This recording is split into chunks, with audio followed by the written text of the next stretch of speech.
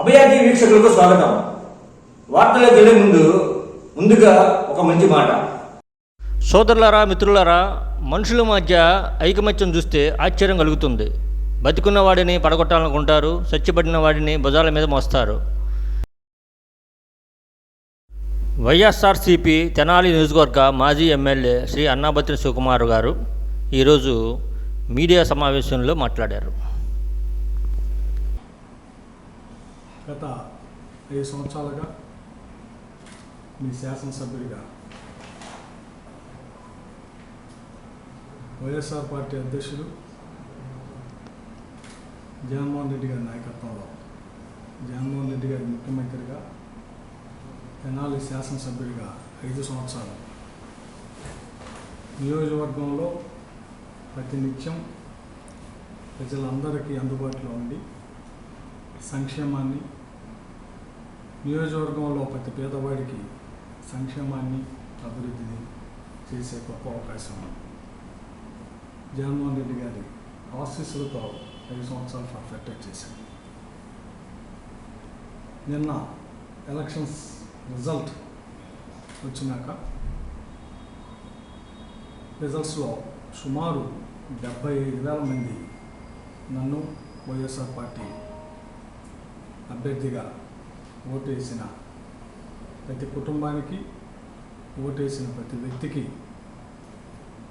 హృదయపూర్వక ధన్యవాదాలు తెలుపుకుంటా ఉన్నాను. ఎందుకంటే నేను గుండె మీద చేసుకొని 5 సంవత్సరాల శాసనసభ్యుడిగా పేదవాడికి సంక్షేమం ఇచ్చేదాంట్లో కానీ, పేదవాడికి నివాస స్థలం ఇచ్చేదాంట్లో కానీ మా నాయకులు జగన్మోహన్ రెడ్డి గారి ఆశీస్సులతో బాగా చేశారు. ప్రజలు ఇచ్చిన తీర్పుని స్వాగతిస్తా ఉన్నారు.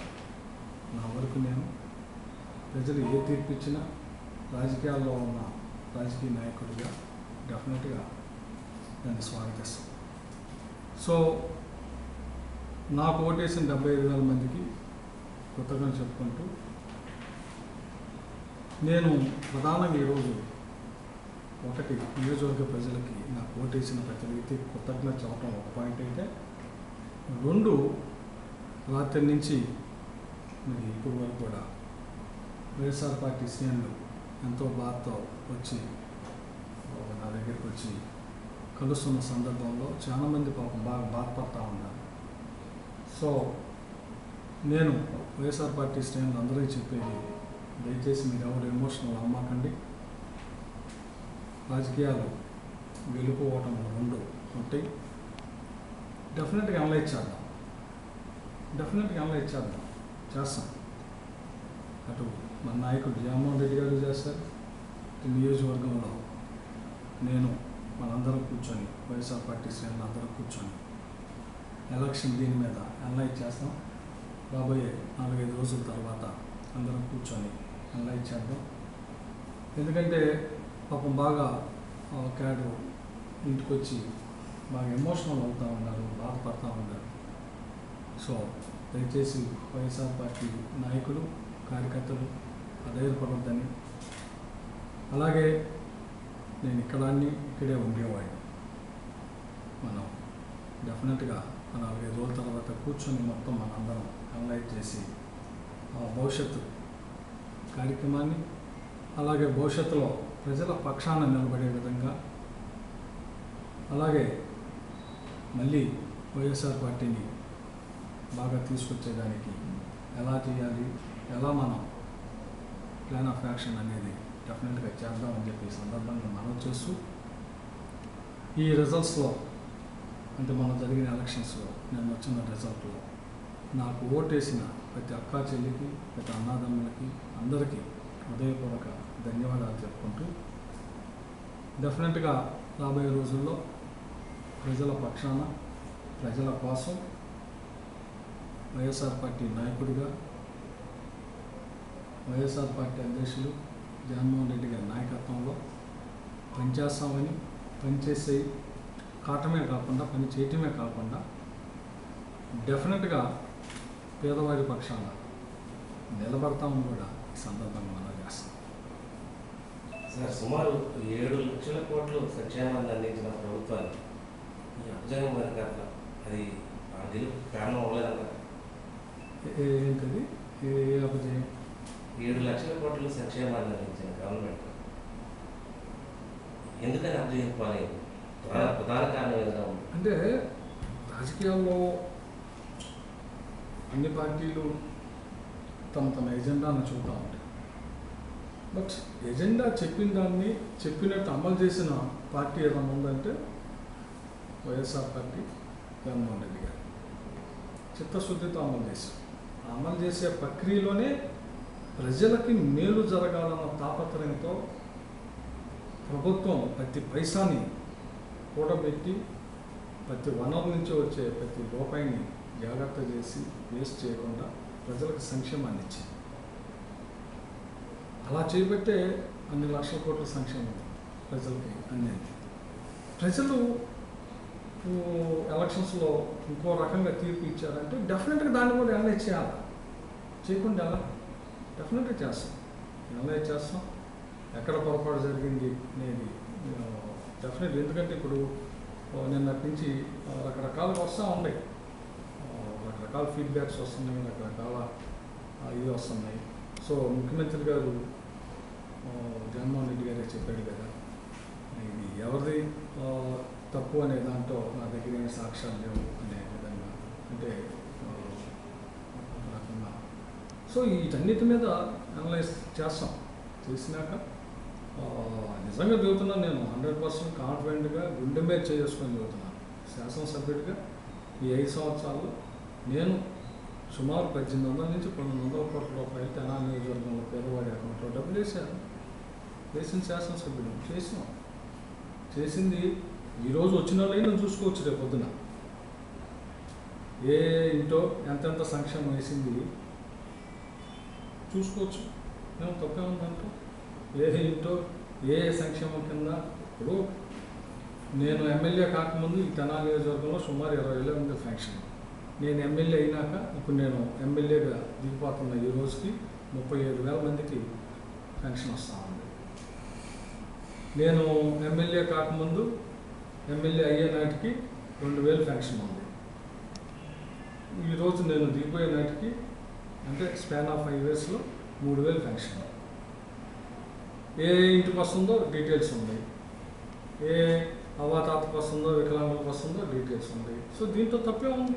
37,000 మందికి ఈరోజు నేను దిగిపోయే నాటికి 37,474 మందికి ఏమో ఇస్తున్నాం. ఏదన్నా ఇంకా పొరపాటు ఉంటే ఆ 100లో ఉంటుంది, కానీ ఇంకోటి 37,000 మంది పైన మేము ఫ్యాక్షన్ ఇస్తున్నాం. అంటే ఆన్ అండ్ యావరేజ్ 5 సంవత్సరాలు, నా 5 సంవత్సరాల టైంలో కొత్త వారికి సుమారు 15,000 ఫ్యాక్షన్, కొత్త ఫ్యాక్షన్స్ ఇచ్చాం. సో అట్లా ప్రతిదీ ఉంది.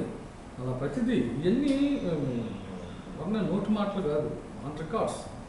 ఈరోజు మేము గవర్నమెంట్ పోయింది, కొత్తగా శాసనసభ్యులు అయినా కూడా ఐడెంటిఫై చేసుకోవచ్చు. తప్పే ఉంది దీంతో. ఎంతమందికి ఇస్తున్నాం చూస్తే దాంట్లో తెలిసిపోయింది కదా. సో దీంట్లో ఏమీ లేదు. అదే నేను చెబుతుంది. ముఖ్యమంత్రి గారు చెప్పినా, నేను చెప్పినా ఏంటంటే మేము ప్రాక్టికల్గా ప్రజలకు సంక్షేమం ఇచ్చే దాంట్లో, ప్రజలకు మంచి చేసే దాంట్లో, ప్రజలకు లబ్ధి చేకూర్చే దాంట్లో, ప్రజలకి నివాస స్థలాలు ఇచ్చే దాంట్లో డెఫినెట్గా బాగా చేసాం. సో సరే, మేము బాగా చేసినా ఎందుకు ఓడిపోయారు అనే క్వశ్చన్ వచ్చినప్పుడు డెఫినెట్గా అనలైజ్ చేయాలి. ఎందుకు ఓడిపోయాం అనేది డెఫినెట్గా అనలైజ్ చేస్తాం. డెఫినెట్గా చేస్తాం. పార్టీ చేస్తాం, జగన్మోహన్ రెడ్డి గారు చేస్తాం, నియోజకవర్గంలో మేము చేస్తాం. ఎక్కడన్నా లోపాలు ఉంటే ఆ లోపాన్ని సరి చేసుకొని ఇంకా ముందుగా. సో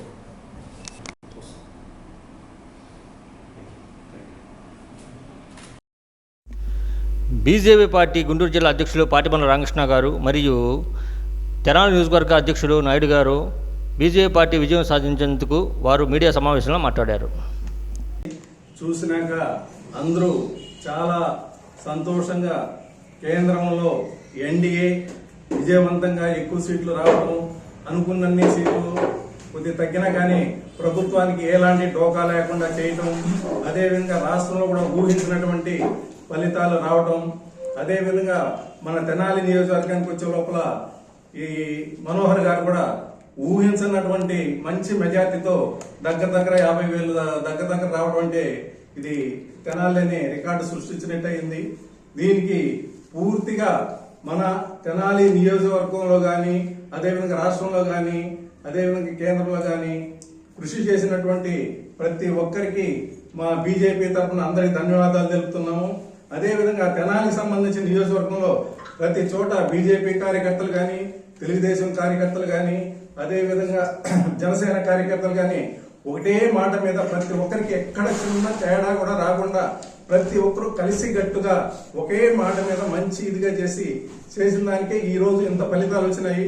అదేవిధంగా దీనికి పవన్ కళ్యాణ్ కూడా చాలా కూటమి కోసం చాలా ప్రయత్నం చేసిన దానికి ఆ ఫలితం దక్కింది. మోడీ గారు కూడా ఈ విధంగా కూటమి ఉంటే బాగుంటుందని తగిన సమయంలో మంచి నిర్ణయం తీసుకొని చేసిన దానివల్ల ఈ రోజు చాలా ఒక రాక్షసుడిని మన రాష్ట్రం నుంచి బయటకు పంపించడం జరిగింది. కాబట్టి ఈ రోజు మన రాష్ట్రం డెవలప్ అవ్వాలంటే 10-20 ఏళ్ళు ఎనికెళ్ళింది. ఈ రోజు బాలు ఎంత గట్టిగా కిందికి కొడతామో అంత పైకి ఎగురుతుంది అన్నట్టుగా మన రాష్ట్రం డెవలప్ అవడానికి కేంద్రంలో మోడీ గారి సలహా, అదేవిధంగా మంచి తెలివిగల సీఎం గారు, మంచి అనుభవం కలిగిన సీఎం గారు, అదేవిధంగా మన తెనాలి డెవలప్ అవడానికి మంచి అనుభవం కలిగిన మన మనోహర్ గారు ఉండిన దానివల్ల అన్ని రకాల డెవలప్ అవుతుంది కోరుకుంటూ ఈ కృషి చేసినటువంటి ప్రతి ఒక్కరికి పేరు పైన ధన్యవాదాలు తెలుపుకుంటూ విరమించుకుంటున్నాం. అందరికీ నమస్కారం.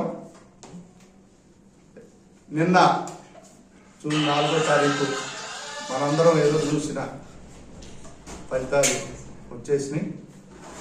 రాష్ట్రంలో అత్యధిక మెజారిటీతో ఎన్డీఏ సర్కార్, అదేవిధంగా దేశంలో కూడా మూడోసారి ఏదైతే గతంలో జవహర్లాల్ నెహ్రూ గారు 3 సార్లు ప్రధానమంత్రిగా చేశారో ఆ రికార్డుని బద్దలు కొడుతూ నరేంద్ర మోదీ గారు మూడోసారి ప్రధానమంత్రిగా అవబోవటం ఇది నిజంగా ఈ దేశానికి, ఈ రాష్ట్రానికి కూడా శుభసూచకంగా భావిస్తా ఉన్నాం. అదేవిధంగా పాలకులు ఈ రోజుకైనా తెలుసుకోవాల్సిన విధంగా ప్రజలు మనకి ఓటు ద్వారా తీర్పు చెప్పారు. అభివృద్ధి అనేది పక్కన పెట్టి కేవలం ప్రజలకు పథకాల పేర్లతో డబ్బులు ఇస్తే ప్రజలు ఓట్లేస్తారు అని ఎవరైతే భావిస్తా ఉన్నారో వారందరికీ కూడా ఈ తీర్పు ఒక చెంపపెట్టు లాంటిది. ఏదైతే ప్రజలకు ఉపయోగపడుతూనే అభివృద్ధిని కూడా తప్పనిసరిగా ముందుకు తీసుకెళ్తారు అనే ఉద్దేశంతో ఈ రాష్ట్రంలో ఎన్డీఏ కూటమిని అత్యధిక మెజారిటీతో గెలిపించారు ప్రజలు. కాబట్టి ఈ ప్రజల యొక్క నమ్మకాలు ఒమ్ముపోకుండా ఈ రాష్ట్రానికి రాజధాని అయిన అమరావతి, ఈ రాష్ట్ర ప్రజలకు ముఖ్యమైనదైన పోలవరం, ఈ రెండూ కూడా పూర్తి చేయడానికి భారతీయ జనతా పార్టీ యొక్క సహకారం సంపూర్ణంగా ఉంటుందని, ఈ రాష్ట్ర ముఖ్యమంత్రి ఈ ప్రజల కలల్ని ముందుకు తీసుకెళ్లాలని, అదేవిధంగా తెనాలి ఎమ్మెల్యే నందవేల మనోహర్ గారికి కూడా 50,000 మెజారిటీ, దాదాపుగా అత్యధిక మెజారిటీ వాటి వరకు తెనాలిలో ఎవరికి రాలా, ఇంత మెజారిటీ ఇచ్చిన ప్రజలందరి యొక్క ఆశల్ని అభివృద్ధి ద్వారా ముందుకు తీసుకెళ్తారని కూడా కూటమి తరఫున మేము తెలియజేస్తూ మరొకసారి ఈ విజయంలో పాలు పంచుకున్న ప్రతి ఒక్క కార్యకర్తకి పేరు పేరున ధన్యవాదాలు తెలియజేస్తూ మా రాష్ట్ర అధ్యక్షురాలు పురంధేశ్వరి గారికి, ఆవిడ కూడా 2 లక్షల ఓట్ల మెజారిటీతో ఈరోజు ఎంపీగా అయ్యారు. అదేవిధంగా పవన్ కళ్యాణ్ గారు అత్యధిక మెజారిటీతో గెలిచారు.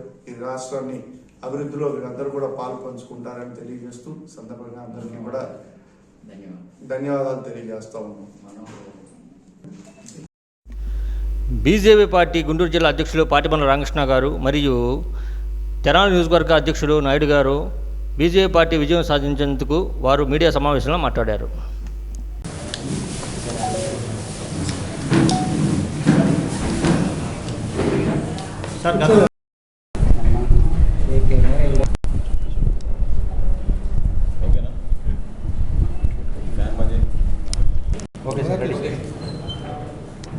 నమస్కారం అండి. నిన్న జరిగిన సార్వత్రిక ఎన్నికల్లో రాష్ట్ర వ్యాప్తంగా ప్రజలు ఇచ్చిన తీర్పుని ఎంతో వినయంతో ప్రతి ఒక్కరు కూడా ప్రజాస్వామ్యంలో ఆలోచించాల్సిన అంశం ప్రజా తీర్పు. ప్రజలు ఆ విధంగా స్పందించి ఒక ప్రభుత్వం మార్చాలని ఒక నిర్ణయం తీసుకున్న తర్వాత ఏ విధంగా రాష్ట్ర వ్యాప్తంగా వైఎస్ఆర్సీపీ పార్టీని, ప్రభుత్వాన్ని ఇంటికి పంపించారో అందరం కూడా గర్వపడాలి. కేవలం రాజకీయ అంశం నుంచే నేను మాట్లాడడం లేదు. పరిపాలన చేతకాక సామాన్యులందరినీ కూడా ఇబ్బంది పెట్టి రాష్ట్రాన్ని అంధకారంలో నెట్టేసి ఇన్ని లక్షల కోట్ల రూపాయలు అప్పులు చేసి ప్రజలకి మాత్రం ఏ విధంగా కూడా అండగా నిలబడే ప్రభుత్వం భారతదేశ చరిత్రలో మొట్టమొదటిసారి మనం వైఎస్ఆర్సీపీ పార్టీని చూసాం. ఊహించని విధంగా ప్రజలు కూడా ఎంతో ఓపికతోటి సహనం కోల్పోకుండా, ఒక విధంగా చెప్పాలంటే భయపెట్టించే పరిస్థితులు రాజకీయాలకి సంబంధం లేని వ్యక్తులపైన కూడా తీసుకొచ్చారు. వ్యాపారస్తులను ఇబ్బంది పెట్టారు. ఎవరు స్వేచ్ఛగా మాట్లాడినా ఇబ్బంది అయిపోతుందనే ఒక ఊహాజనితమైన పరిస్థితి తీసుకొచ్చి భయభ్రాంతులు చేశారు. చిన్న వయసులో కాలేజీ పోయే విద్యార్థులు ప్రభుత్వం పైన ఒక విమర్శ సోషల్ మీడియాలో సరదాగా షేర్ చేసుకుంటే వాళ్ళపైన కేసులు పెట్టి తల్లిదండ్రులను బెదిరించారు. విపరీతంగా కొట్టారు సిఐడి పోలీసులు. ఎన్నో కేసులు పెట్టారు. యువత ఎక్కడ కూడా ప్రశ్నించకూడదని చెప్పి ప్రణాళికబద్ధంగా గంజాయిని రాష్ట్ర వ్యాప్తంగా భయంకరంగా పెంచేశారు.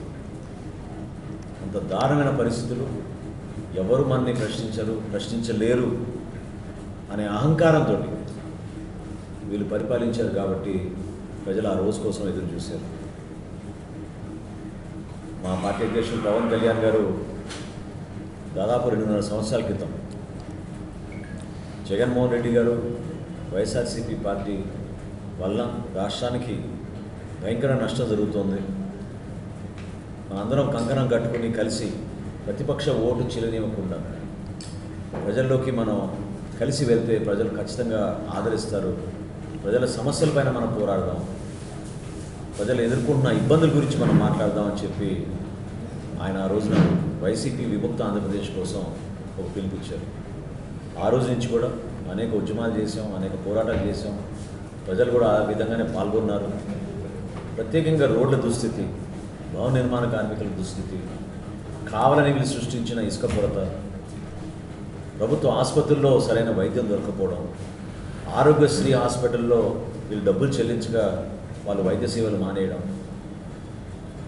తెలుగు భాషని తుడిచిపెట్టడానికి కోసం వీళ్ళు చేసిన భయంకరమైన ప్రయత్నం, ఇవన్నీ కూడా ఎంతో బాధ కలిగించినాయి.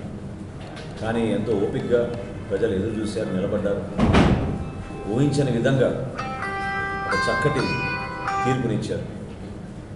ప్రజా జీవితంలో మనందరం నేర్చుకోవాల్సింది, ఎక్కడ కూడా పదవి వచ్చిందంటే అదేదో మన స్వార్థం కోసం, మన ఆస్తుల కోసం అనుకుంటే చాలా పొరపాటు. ప్రజలు మీ వెంట నిలబడ్డారంటే ఒక మంచిగా పరిపాలిస్తారు, 10 మందికి ఉపయోగపడతారనే నమ్మకంతో మీకు ఓట్లు వేశారు. అది వీళ్ళు బొమ్మ చేశారు. ఆ సమయం అయిపోయింది. కొత్త ప్రభుత్వం త్వరలోనే ఏర్పడబోతోంది. తెనాలి నియోజకవర్గానికి కూడా నేను ప్రత్యేకంగా మన ఓటర్లందరికీ మనస్ఫూర్తిగా ధన్యవాదాలు తెలుపుకుంటున్నాను.